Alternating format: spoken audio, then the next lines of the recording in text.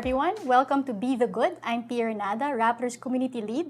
The past few days and weeks, we have been commemorating various days of activism. And isa na dito, yung 16 days of activism against gender-based violence, 18 days of activism to eliminate violence against women. And that's why we have a really special guest today. I'm so honored to have with me Sabrina Gacad, who is the founder of Lunas Collective and is also chairperson of the Department of Women and Development Studies at the University of the Philippines. So thank you so much, Ina, for joining us. Thank you for the invitation. Super exciting to be able to talk about GBV and violence against women and the responses that are required na today. Yes.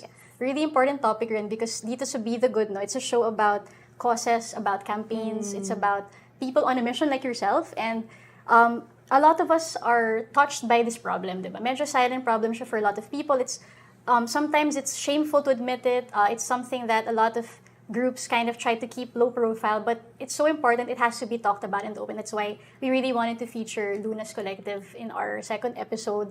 Siguro yung first question ko, can you tell us a little bit about Lunas Collective and how it started? Yes. So Lunas Collective is a care space. And we offer feminist care, psychosocial care for people who experience gender-based violence or people who have questions about sexuality or reproductive health or sexual health na mahirap pag-usapan in general. And the idea is to recognize the stigma and the shame around everything related to sexuality and gender. Tapos, the ways that people are harmed. And that includes gender-based violence. And then offer people a safe space, landing space, kumbaga na okay lang kahit hindi mo pa alam kung anong gagawin mo, okay lang kahit hindi ka pa sure kung ready ka ba to do anything. Pero the point is a safe space so people can come and make sense of what is going on. And we believe na this whole effort to address gender-based violence starts from a recognition that nearly all of us would experience some level of violation or harm that is related to our gender, kasarian, pagkababae, pagkalalaki, and all the ways that we are not comfortable with the restrictions of pagkababae, pagkalalaki. And then we will experience the stigma when we try to talk about it.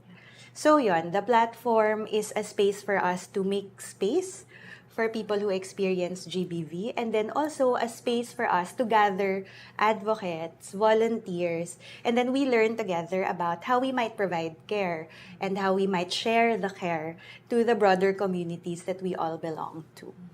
So Lunas Collective really operates on Facebook Messenger. Could you just tell us ano yung decision that went into choosing that particular platform and how has the response been? Yes, very strategic yung Facebook Messenger. We understand there are a lot of risks because it's not the safest platform by way of data privacy. But we understand also na Facebook is one of the most accessible social media platforms in the Philippines. Lahat tayo may Facebook Messenger. Almost all would have it. Almost all would have access to Facebook. And at some point, the telcos were all offering free Facebook, free Messenger, and we wanted to make sure na least costly way to reach us is available. So yon, second reason why we thought Facebook would have been a good space was because we were operating on a volunteer basis. When we started, wala kaming funds to do anything, to be honest. And it felt like Facebook was a cost-efficient way to be spending our time on. So we just would adopt for ourselves and our volunteers a set of privacy mechanisms so that we can each provide naman a sense of safety for the volunteers as well as for the service users. Kamusta naman yung response so far? It's been really good in the sense that we're still alive today. Parang, when we started, it was an experiment talaga. Pag nag-set up ba tayo ng platform or ng space, will there be people sending us messages? Pag nag-offer ba tayo ng space to learn, will there be people who would be interested to learn and then share that kind of learning by being responders or being organizers of the community? And we started during the lockdown. So that was so strategic kasi biglang walang pasok, walang trabaho. So people wanted to be involved and then they came on both sides, service users, volunteers. And then we just improved our ability to support volunteers to talk to different service users. Tapos we found ways to promote the helpline digitally and then through the Reproductive Health Advocates Network, through the Social Justice and Human Rights Networks. And so we now keep on seeing na people still come to the helpline for things that they can't bring up anywhere else. And we're quite, in a way, fulfilled na nasa-serve ng helpline yung purpose niya. And that we are expanding also the idea na the first response to gender-based violence really should be care. And it's not a question of what are you ready to do or ano yung action na gusto mong i-take, but mostly just nandito ako, makikinig ako sa'yo, and paniniwalaan kita. Can you tell us a bit about the cases that you get? Ano yung kind of support that the people who resort or use your helpline, what do they ask for, and usually what do they talk about? Yeah, so a lot of people are joining the conversations on our helpline or going into our helpline kasi gusto nila mag-unburden. Parang may bumabagabag sa kanila na experiences. And then, they don't really have anyone they trust yet para mag-share nito. Or nag-attempt na sila magkwento nito, nag-attempt na sila humingi ng tulong sa iba't ibang mga agencies, whether that's law enforcement, or barangay, or social welfare, pero the response they are getting does not meet their needs for care, or may responses silang makukuha na nai-invalidate o na may minimize yung pinagdaraanan nila. So, they feel, at the one hand, parang there's this whole sense of confusion na making sense of what's going on. Tama ba na natatakot ako? Tama ba na uncomfortable ako o nag-overreact lang ba ako? And some people that experience this kind of parang confusion or parang dissociation na nararamdaman mo sa sarili mo, you're not okay, but everyone is telling you to be okay. So they're trying to navigate that. And then some people that come into our helpline already have an action plan. And they're decisive na either they want to file a case, and this usually is in the form related siya to intimate partner violence. So people who have abusive partners, and then parents or guardians of minors na may mga dependents na yung kanilang abusive partners don't provide support. So some of these people would tell us na they're ready to file a case. Tama ba yung steps na iti-take nila? Meron ba silang pwedeng makasama to go through these steps? Or an orientation, ano ba yung itsura ng legal process? Saan ba ako pwedeng magsimula kung ready na ako for these kinds of steps? And then some people we've also noticed have ongoing cases, and part nung distress nila in the ongoing cases is yung buong field of how do they present themselves. Lalo na kung ini-interrogate sila dun sa judicial system. And in these circumstances, it matters to them that they get psychosocial support as well. Minsan, meron din kami nakukuha mga concerns on yung mga ituturing ng lipunan na maliliit na bagay. Pero yung distress mo ng just feeling not safe in your own neighborhood or in your own homes, na walang clear sign na nakaranas ka ng pang-aabuso or naging biktima ka ng harassment or pananakit ng ibang tao. But yung ang feeling nila na something's not right. And for people like this, it's really the space to just explore saan nanggaling yung feeling na yun. And what it means for them to be safe. What does it mean for them to be healthy? What does it mean for them to be happy? What does justice look like? Are things that we can always talk about. And then every now and then, we get people na gusto tumulong sa iba. Yung may family member or may close friend na alam nilang nakakaranas ng violence against women or GBV. Tapos, parang for them, kailangan may ginagawa na yung kaibigan nila or family member nila. And for people that are looking to help other people, our usual recommendation is, upuan mo lang, just let them know na nandyan ka, and na you'll have to support them in their navigation of everything that's happening to them. And then pag sa dulo, masyado palang mabigat yung situation, hindi mo rin siya kailangan dalhin on your own. Diba? And it's about really organizing a whole social support system around people who experience GBV. And that includes telling them, may helpline nga pala, you can talk here, or sino pa dun sa mga kapamilya or kaibigan yung pwedeng lapitan with these kinds of difficulties na alam natin or mapapagkatiwalaan natin na susuporta dun sa kung ano man yung outcome na gustong makita ng victim survivors. So in a way, it's also our way of helping others help others. Which is super cool kasi parang that is exactly what we want to see, like a whole community mobilizing around the people who experience the harm and the violations so they don't have to bear it alone. For you working in this space, ano yung pinakamalaking obstacle you think to raising awareness or just creating that culture of care that you are really espousing? Ano yung pinakamalaking problem that's stopping that? A lot of gender norms, a lot of the stigma, a lot of the expectations na may isang mukha lang yung victim survivor ng GBV. Tapos na hindi sila makapaniwala that if you don't look that way, kung hindi ka mukhang distressed, kung mukha kang palaban ng konti, or kung mukha kang masaya outwardly, diba, na inaitatago mo yung difficult experiences mo, usually, i-discredit ka or sasabihin ng mga tao sa'yo na, are you sure na nakakaranas ka ng difficulty? So there's a lot of that. And that makes people feel like, again, hindi na naman sila mahalaga or na it's all in their head. So a lot of those norms, and then definitely yung tolerance ng lipunan for these behaviors that cause people a sense of harm.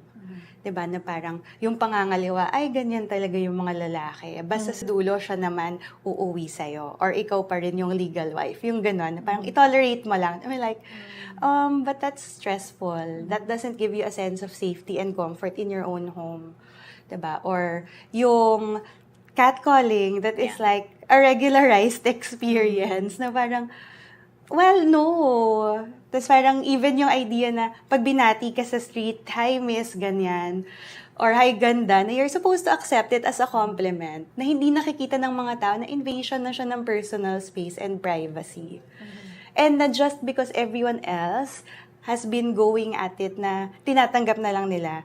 Tapos, pinoprotektahan nila yung sarili nila in all the ways that they can. Walang tumutukoy dun sa mga behaviors na nakakasama talaga. And wala nagsasabi na kailangan tumabago. So, there's a lot of norms around it. And there's also a lot of issues na taboo sa sexuality. Things that people should not be doing kung tamang babae or mabuting tao or mabuting babae or mabuting lalaki sila. That kind of stigma makes it difficult for people to ask for help as well. Kasi parang lalabas na, ikaw naman yung nagkamali. Bakit ka ngayon hihingi ng tulong?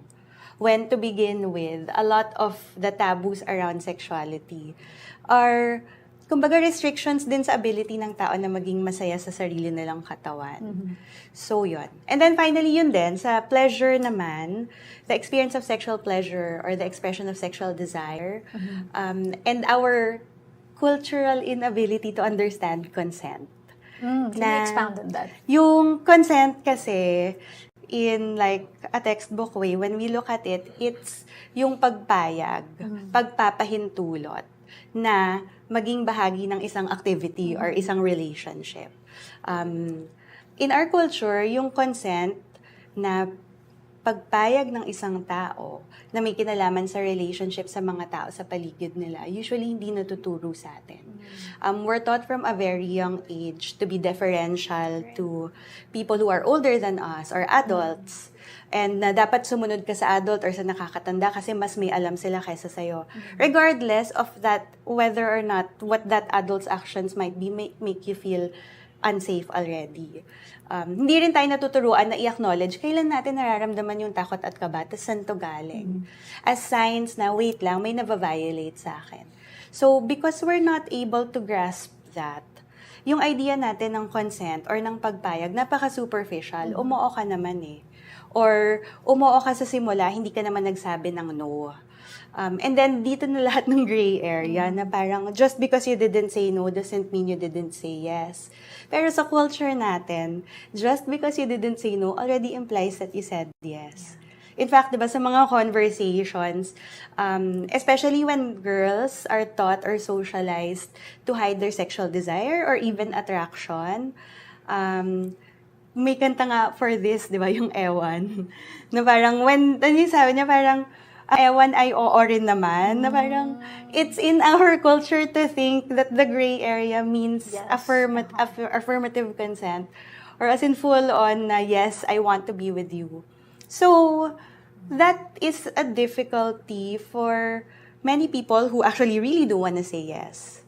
And many people who want to say no. I actually have a personal anecdote. Kasi I'm sure all of us, diba, in our own ways, naka-experience tayo ng GBV or vow in different gradients, no? And me, like, dun sa space na, like, I remember, this can happen, diba, in any place, kahit from someone na colleague mo to someone of authority. Pero yung parang kind of binding sense, that's also, I think, cultural, is yung sense of you don't want to make a fuss. Yes. You don't want to make a big deal out of it. And there's guilt when you act, but also when you don't act. So, like, in my case, I remember sa bus, parang may isang older man who sat beside me, held my lap, and, you know, I was really, like, speechless. I didn't want to say anything. And then, at the same time, no, parang covering the president, Rodrigo Duterte, who catcalled a fellow female reporter, wolf whistled at me. Parang same thing na, I don't want to make a fuss, but at that point, I had to call him out because parang, but then guilty ka rin if you do that kasi baka, yun, mababaan ako sa palace or I will lose my access. Parang there's so many factors that a victim of harassment considers when they debate whether or not to act. And sometimes acting has its consequences and not acting also. So how when you hear people report that kind of discomfort, yung sense of parang feeling trapped, what's the best way to help them? How to think about it? It's really letting people know that the discomfort and distress they're experiencing are normal. As in, and this goes with, again, the gender norms. Mga babae, tinuturuan tayo maging mapagpasensya, maging maunawain, diba? And that when our boundaries are violated, idadoubt pa natin yung sarili natin. Exactly. Na, wait lang, talaga bang nangyari sa akin yun? Dapat ba magpasensya pa ako? We're taught, and especially even yung ating queer siblings, diba? The transgression of being LGBTQ na binabali mo talaga yung idea ng pagkababae or pagkalalaki. For a lot of the believers of yung pagkababae and pagkalalaki, mali sila. And in that sense, parang lumalabas na, bakit ka magte-take up ng space? Mali ka naman to begin with. Bakit ka magte-take up ng space, tinuruan ka ng lipunan, maging maunawain or mapagpatawad. And that's difficult. So, I think for people who experience talaga na, asan ba ako? Ano bang gagawin ko dito? The first thing really is to acknowledge na everything that's going on in your mind, it's all real. Everything na nararamdaman mo sa katawan mo, it's all real. And it's a good thing that you are paying attention to how you're feeling. It's a good thing that you're taking your time to sort the things out in your head. And na kung sakali na makakahanap ka ng mga tao that will tell you you're wrong, kailangan mo rin i-bolster yung sense of confidence mo na hindi naman ikaw yung nagkamali, pero sila. And especially for gender-based violence or VAUSI, there is no justification. As in, once you've felt the harm, whatever their intentions were, no matter how good their intentions were, it really already is a violation. And ano yun panininigan mo yung kutob mo. And your kutob really does tell you something. So, the first step is really to acknowledge na tama yung kutob mo. And then from there, it's a matter of figuring out anong makakatulong sa'yo. Would it help you to talk to someone about it? So, dito na yung challenge. Sino yung kakausapin ko? Pipili ka na ng mga tao. And that's also a part of the whole process na minsan, pagka naglakas ka na ng loob magsalita, yung una mong lalapitan, i-discredit ka pa niya. Unfortunately. Painful, yeah. Oo. Yun, parang sala ng tao, finding people who will support you and affirm your experiences. And then taking it easy. Parang may mga times na people who experience different forms of violation, they would just brush it aside, tas present as if nothing were wrong. May emotional toll din yun sa mga tao na it takes a little bit of strength to get past a difficult situation and to pretend it didn't happen requires extra strength, diba? And that's what I mean by taking it easy. Pwede ka naman magpahinga. Pwede ka rin maging weak and soft kung kailangan. And if you have to hide it, okay lang din. Kasi the point is, everyone who's ever experienced some form of gender-based violence, I believe, is doing their best to be safe. They're doing their best to be okay. And no matter na ready sila ipakita yun or not, their best is good enough. Yeah. What does someone do if they know a loved one, a friend, someone close to them in their inner circle who's being abused but does not want to leave the situation, how do you best handle those situations? It's always letting them know nandito lang ako.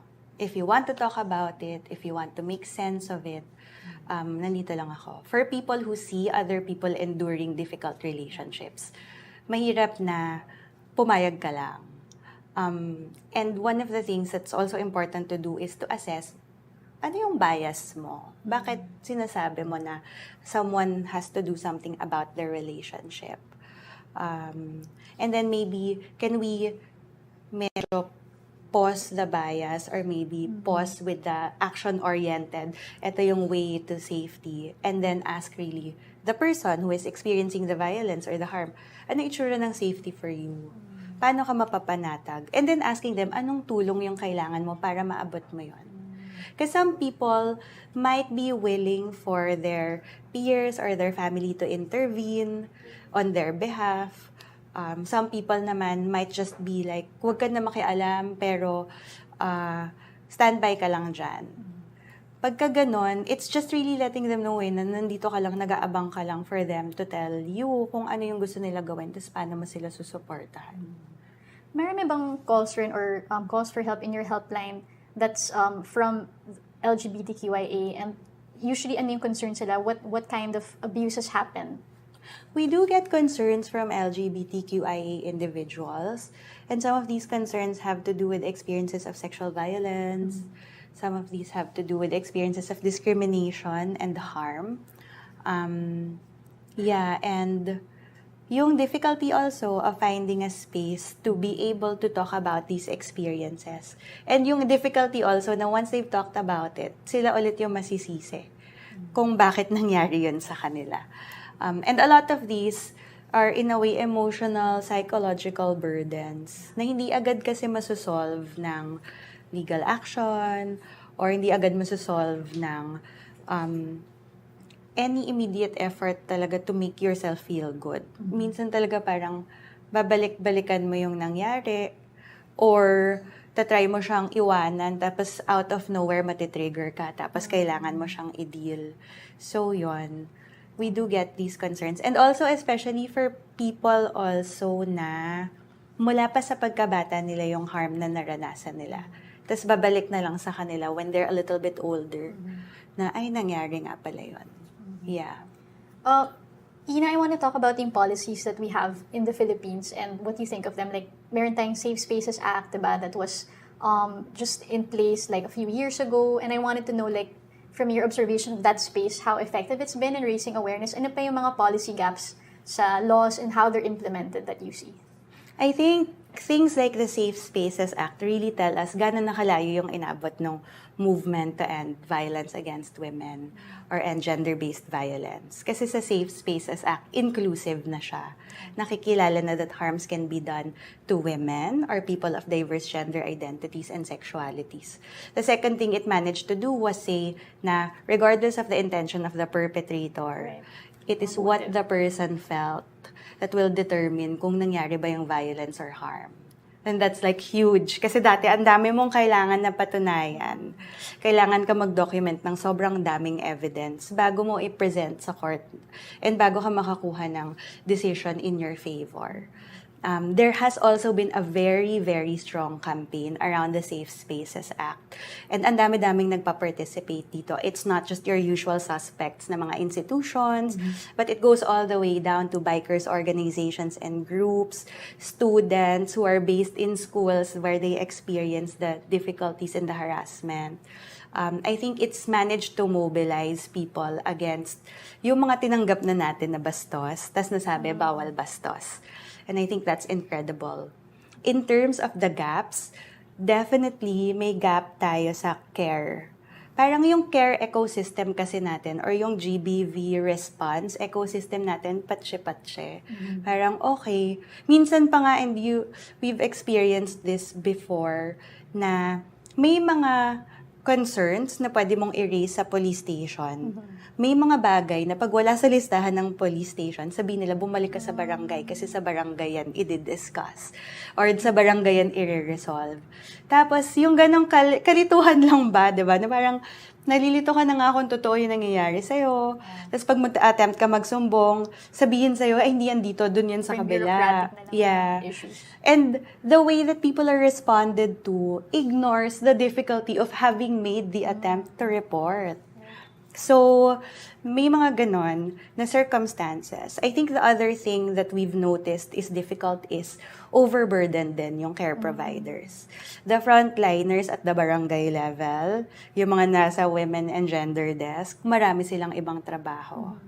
Hindi lang yung women and gender desk. Sa CHR, the frontliners that receive these concerns also receive numerous other reports of other forms of violation.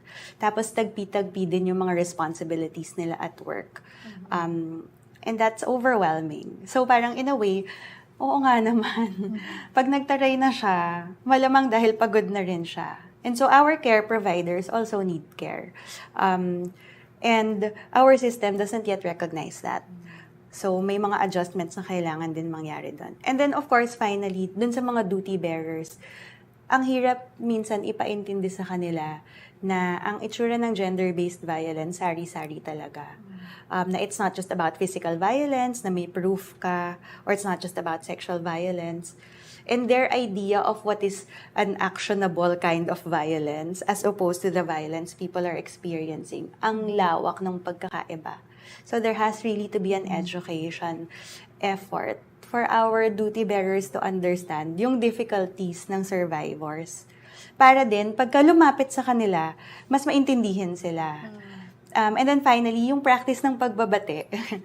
There is a practice of, lalo na kapag ka-intimate partner violence, tapos ilalapit sa mga local spaces. Usually, ang sasabihin ng mga nagiging involved, mag-usap kayo, magpatawaran kayo, tapos mag-promise yung perpetrator na hindi na niyo yun uulitin. And in these circumstances, nakakalimutan nung mga facilitators nung pagbabati na to, na yung power nung perpetrator sobrang layo sa power nung victim survivor. And in these circumstances, sobrang dali naman magsabi ng sorry. Pero yung changing behaviors is a lot more difficult. And then encouraging survivors to make peace habang hindi pa sila ready also forces them to again deprioritize their needs para lang masatisfy din kung ano yung recommendation ng mga tao sa paligid nila. So, it's that whole system of the care gaps talaga. Yung Safe Spaces Act identified the online space as another area where you can get, diba? You can become victimized by gender-based violence, sexual harassment. How has the online space contributed to that? Like just based on yung maybe what Luna's Collective has responded to, what you've seen.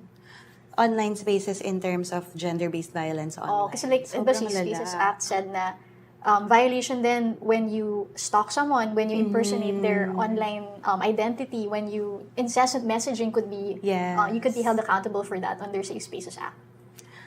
Ang problem sa online spaces, anybody can become anonymous at any point.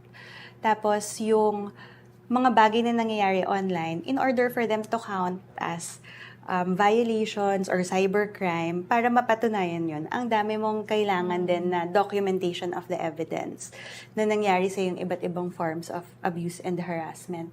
I think yung gap natin for online harassment is yung ating very analog system of responding to GBV is not ready for digital harassment, digital abuse. There may kailangang improvement somewhere there. I'm not sure though. I think the people who are doing digital and technology would be, as in like they would have more insight to how exactly our lawmakers or our law enforcement can manage the online space. And then, di ba yung mga community guidelines din ng iba't ibang platforms, they're usually very soft on abuse and harassment. So there's also that accounting that has to be made with the people who run the platforms themselves. But then for the victim survivors or people who have experiences of violation online, the first thing they really have to be assured of is it's real. Kasi pag online, kasi ang dali-dali sabihin na, hindi naman sa'yo nangyari personal eh. Picture mo naman yon. Parang, don't be sensitive. Pero it's real kasi talaga yung discomfort mo ng may nakuha sa'yo. Tapos hindi mo na alam sino yung nag-view.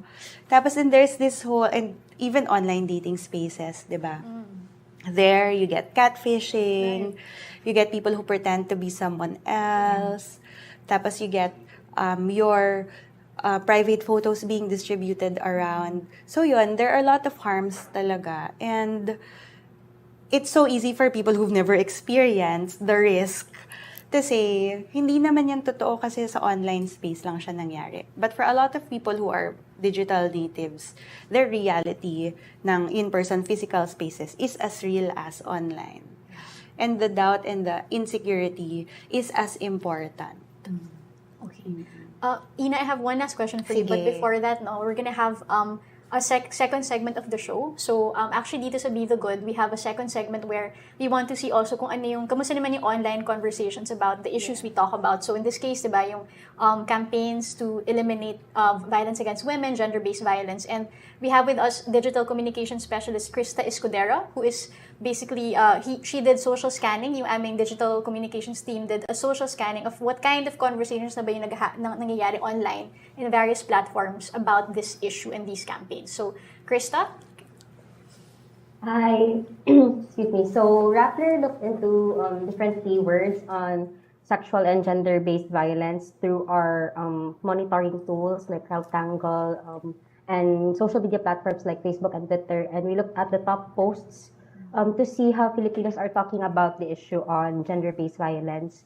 So, popular posts tend to relate to crime stories from news outlets or events involving prominent figures.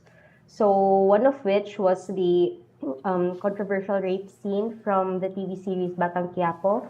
So, a lot of social media users pointed out how the scene highlighted the victim-blaming mindset in Filipino culture. So, there's also the very notorious case of Denise Cornejo against Vong Navarro, where she accused the actor of rape in January 2014. So Vong had a different version of the event, saying that he was a victim of extortion, and then he filed cases of illegal detention, serious physical injuries against Cornejo's camp. So this was a long 9-year legal battle that concluded in the rape case being dismissed by the Supreme Court last March. So when the decision of the Supreme Court was released, people on Facebook were mostly sending positive comments kay Vong kasi since host siya ng Showtime, so mababalik na siya sa show. May ibang comments naman saying that Denise was bitter or troubled from losing the case based from her reaction sa pag-return ni Vong sa It's Showtime. So there were also several other women who made similar sexual assault allegations against Vong. So there was Roxanne Caballero in February 2014 and an unnamed woman the following April. So there's also the case of former Ateneo player Fortsky Padrigao, who also faced sexual misconduct allegations. There were, following Raptor's exclusive story interviewing Padricao, there were many netizens who reacted that he should be given a second chance. So he's now playing for University of Santo Tomas. But also there were also social media users who say that Fortsky's right to a second chance is secondary to the right to vindication of his victims. Others say that he hasn't been held accountable since he was allowed to still go to college in Ateneo during that time despite his active cases. So in terms naman of LGBTQ-related violence, there was the case of Aura Briguela. So she was arrested after an altercation at a bar in Poblacion, Makati. According to her friends, she got into a fight after she called out someone who harassed her friend. So users slammed the alleged harasser for his actions and treatment towards Aura. He called those who were siding with him, as long as the alleged harasser himself, as transphobic and unjust, while the friends recalled what happened during the incident. So based sa nabasa namin ng mga social media sentiments, we noticed that people on X, formerly Twitter, so they are more vocal when it comes to issues of gender-based violence compared to users from other platforms. It also seems like cases or issues related to gender-based violence tend to be treated like gossip. So parang chismis lang yung pag-uusap regarding sa cases of violence instead of leading to deeper or more actionable conversations on the topic like yung proper implementation ng batas and other cases. So in terms of campaigns naman, so this year there were many hashtags for the 16 days of activism against gender-based violence, which lasted from November 25, which is the International Day for the Elimination of Violence Against Women, and until December 10. So some of those hashtags included No Excuse, which is the general hashtag being used across the world. There's also hashtag Walang Palusot and hashtag Babae May Laban Ka, which is being used here in the Philippines. So the campaign started in 1991 to call for the elimination of violence against women and children.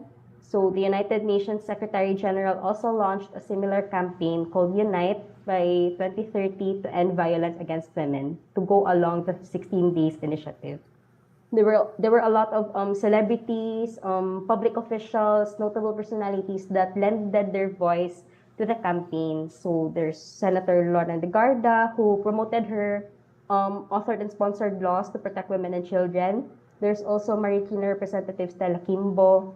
From the celebrities camp, there was broadcaster Karen Davila, who posted a photo of her showing her palms up, the parang times up ganun. So she also shared that photo. She also shared a photo together with her co-anchor sa TV Patrol. There's also Corina Sanchez, Heart Evangelista, Glyza De Castro, Gretchen Ho, Jasmine Curtis Smith, and also the famous vlogger Small Laude. So, ayun. You have questions for Krista? Yeah. Yung question ko has to do with what does it look like yung gaano kalawak yung spread nung in defense of the perpetrator? To be quite frank, medyo hindi ko siya tinitingnan kasi medyo triggering siya for me. Talaga? Oo, yung parang yung parang sobrang nakakalungkot yung idea na alam mo yung issue on gender-based violence, sobrang hirap for victims to share their experience and to defend themselves kasi parang mahuhulog siya na he said, she said na siya na so it's your word against theirs. And in this sana bring up na kanina where na may stigma or may gender-based norms. So, of course, umiiral pa rin yung patriarchal tendencies ng mga tao. So, in this case, yung mga lalaki na ina-accuse of committing gender-based violence, mas pinapaniwalaan sila compared sa mga victims. So, I guess, based sa mga nakikita ko from my capacity, parang medyo malawak nga siya. But although may mga efforts din talaga from the side of those who push for the campaign to end gender-based violence, and we can see that from the passage of the Safe Spaces Act, which is a huge step forward. But aside from the passage of policy, may kailangan din i-change na kultura, which is, since it's very embedded na siya sa society, mahirap din siyang i-eliminate entirely. I mean, ironic rin kasi diba a few years ago, nagka-Me Too movement. So, minsan parang we forget or nawala rin siya. Yeah. Like, these narratives are so persistent that despite that global campaign. Parang hindi rin kasi ganun kalalim yung latag ng Me Too movement sa Pilipinas. Oo. And I think it has to do exactly with willing tayong magpatawad. Alam mo yun? Right? So, forgiving nature. Wait lang. So, intindihan natin siya. Baka naman may dahilan siya to do that. Parang, yeah. And I think it's important to demonstrate talaga na ito nga yung discomfort dito. Na parang we can't be just mapagpatawad kung yung alam nating mga victim survivors really do suffer a lot. Yeah. And then the other part, I guess I also wanted to ask is may differences ba sa parang tenor ng things people are saying depending on the platform? And like what they're looking like on the different platforms as well? Sorry, can you repeat that? Yung depending on the platform, nag-iiba-iba rin ba yung common messages na ina-articulate ang iba't ibang participants on this platform? So, yeah, we noticed nga na in the case of comparing Twitter and Facebook, so sa Twitter mas vocal yung victim survivors and yung mga nagpo-push ng campaign to end gender-based violence. So, like, for example, may mga victims na gumagawa ng anonymous na Twitter accounts, then dun sila gumagawa ng threads detailing kung ano yung nangyari sa kanila. Compared to Facebook, bringing back yung case ni Denise Cornejo, dun yung sobrang maraming comments na nagsasabi na dapat mag-move on na siya sa incident, she should just forgive Bong. So, I think mas prevailing yung siding with the accused sa Facebook compared sa Twitter, which is mas dominant yung pagsaside sa mga victim survivors. Grabe, no? And ito yung polarizing na nature ng GBV. Lalo na kung person in good standing sa lipunan yung abuser or accused. Parang hindi agad maniniwala yung mga tao that they can do something wrong. Yeah. The sympathy is really there. Oo. And I remember it's one of the things we have to start learning na parang, yes, good people can do bad things. Kasi ang gender-based violence, it really has to do with power din eh. And for people who are used to power, hindi na nga nila masyadong iniisip kung ano yung behaviors nila and how that might harm other people. Yeah. It's para na siyang entitlement. And that's like, ito yung moment that we have to pause and reflect. Oo, diba? the entitlement culture that we're so ingrained in. And our participation in that. Na parang, bakit willing tayo magpatawad pero hindi tayo willing for accountability. Na nasa version ng survivor or ng victim survivors. And it's so hard for people to take victim survivor side. And I'm like, why is that? As in, parang, ba't ang hirap? Oo. Naka-trigger rin talaga. So hard. I know. We're all women here. So kind of, we're all in the same mindset here. Maraming salamat, Krista, for the social scan and for giving us an idea of how these online conversations are unfolding. So yun, we want to end this episode also on a note of action. Yes. Like, we want to make sure that we leave this with the sense of empowerment and solution finding. So, siguro my last question for you, Ina, is what's the best way for someone who's concerned, who wants to help improve the care environment? How can we support Luna's Collective and other support givers in our society, in the Philippines? Yes, so Luna's Collective, we have ongoing volunteer drives. So if you're interested to learn about any of these things, kahit konti lang, as in konting feminist care, konting feminism, konting just how to be yourself in your enjoyment of who you are, you're very welcome to join our irregular volunteer onboarding sessions. We do have a sign-up sheet on our website that is just relatively new.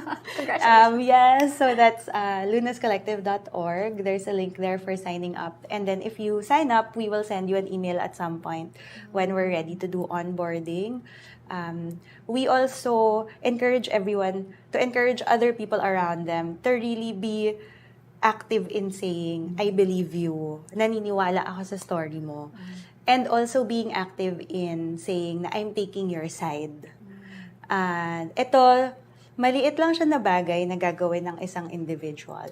Pero for a person who's experienced GBV, tapos pinamukha sa kanya ng lipunan na hindi siya mahalaga, yung abuser nila will make them look like dependent sila, and hindi sila papaniwalaan ng lipunan. Saying, I believe you, I'm taking your side, kind of reverses that, even for that small moment. And that contributes to a person's sense of power and their ability to cope with a difficult situation. For people who also want to practice the effort of care, I suppose, ito na rin yung parang reflexive moment na can we accept na hindi naman tayo entitled sa story ng iba? We're not entitled to the whole set of information. We're not entitled to the details of what happened. We're not entitled even to judge sino yung mas tama, sino yung may mas maling account of the situation. Kasi if we play into that, we will automatically be taking the side of the perpetrator. Kasi that is what victim survivors have to contend with. Yung unang idea na dinadoubt nila yung sarili nila or nalilito sila about the quality of the harm. Tapos pag magkikwento na sila sa iba, hihingan pa sila ng sobrang daming proof and details to demonstrate that harm really was done. And that adds to their burden of, paano ba ako lulugar dito? Paano ko ba aalagaan yung sarili ko? And then, that lends power na to the perpetrator. So in the sense, parang if you can't take the victim survivor side, kakayanin ba natin just not to participate? Diba? Parang, and then maybe find a way to educate ourselves also dun sa ganitong subtle gender power dynamics. And then, and the best way to educate yourselves is to belong to a community who also want to learn. I think the hardest part here is for people to inspect and reflect on their complicity to that whole system of harm. But it's going to be a brave effort and it's really going to pay off. Kasi that's gonna give us an idea of, well, how might we conduct ourselves better? Kahit small ways lang.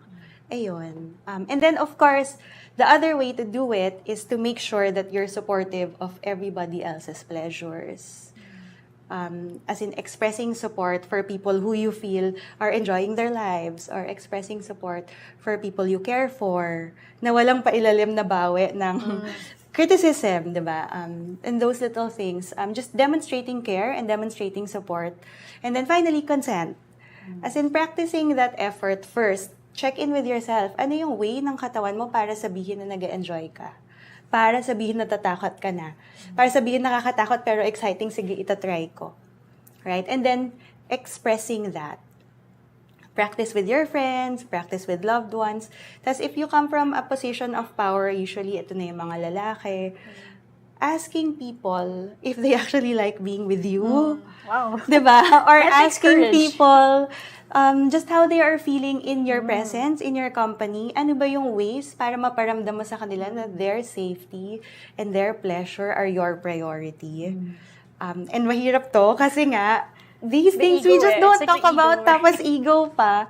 But yes, it's all a personal effort really to be ready to support other people in their pleasures and be ready to support other people with care.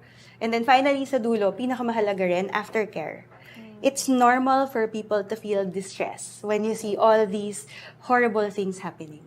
And recognizing that in yourself is a form of normalizing for yourself the distress, normalizing for yourself the fact that we shouldn't just be accepting this. And then next to that should be self-care, na paano ka nagpapahinga? Paano mo sinisiguro na you are able to take a break from the things that stress you out? And you are able to give back to yourself that rest, that sense of nutrition, that sense of being active or being socially connected. And then if all of us do that and then support each other in doing that too, parang may ripple effect din siya. Yeah, so it's care and then pleasure, and it's care for others and for ourselves, and pleasure always with consent. Thank you so much for that, Ina. That was really powerful. It was healing for me just to hear you talk about that. So, thank you so much for that. Again, thank you so much for joining us in the second episode of Be the Good. We feature campaigns and causes to make you smarter about which causes you support. And kung meron kayong gustong i-feature na campaign, if there's something, someone you would like us to talk to, a campaign or advocacy you're interested in, please do email us at community@rappler.com for your ideas. We would really welcome your suggestions. Once again, I'm Pia Renada, Rappler's Community Lead. Thank you for watching. Goodbye.